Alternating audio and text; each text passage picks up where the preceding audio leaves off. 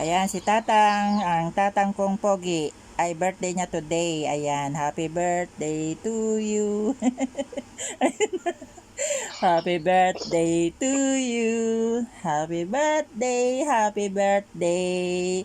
Happy birthday, Tatang. Ayan si Tatang ko, walang perang handa.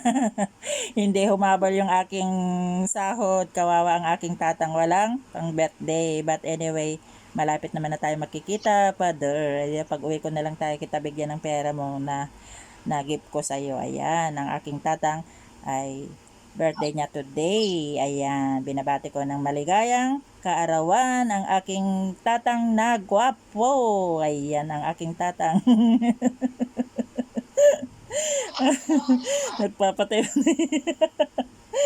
Nagpapatay-patay naman tang. Ayan, si tatang kong gwapo. Birthday niya ngayon. Napagod na, masakit ang ulo. Sumutumbong na naman yung kanyang trangkaso. Yung sakit ng kanyang ulo. Ayan. Kalalakad nyo na siguro tang kayo sa masakit ang ulo nyo. Bakit mahina yung signal nyo tang? Bakit nasaan kayo? Andito na ako, umuwi na nga ako at masakit kayo. Lukuyat.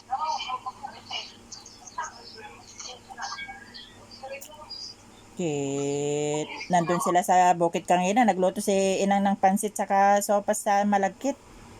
Hindi ka nagpunta. Pumunta kay sarado na, wala na ako. Pati sibuya wala na doon. Hindi, doon sa bukid sila naghinda, hindi sa bahay. Doon sa bahay sa bukid.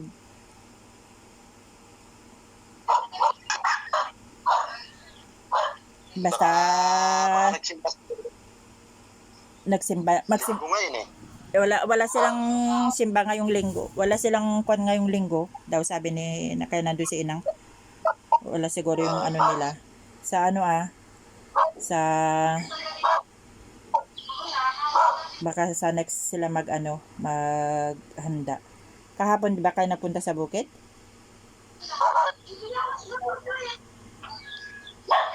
Hindi ka nagpunta sa bukid kahapon tang?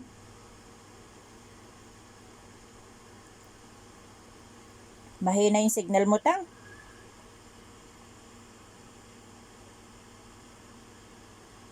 Mahina ang signal ng tatang ko guys. Ayan.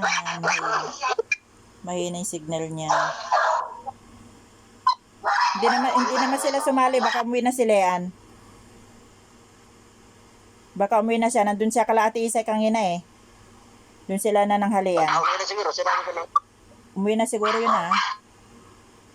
Wala, hindi naman sila sumali sa grupo na eh. Umuwi na sila siguro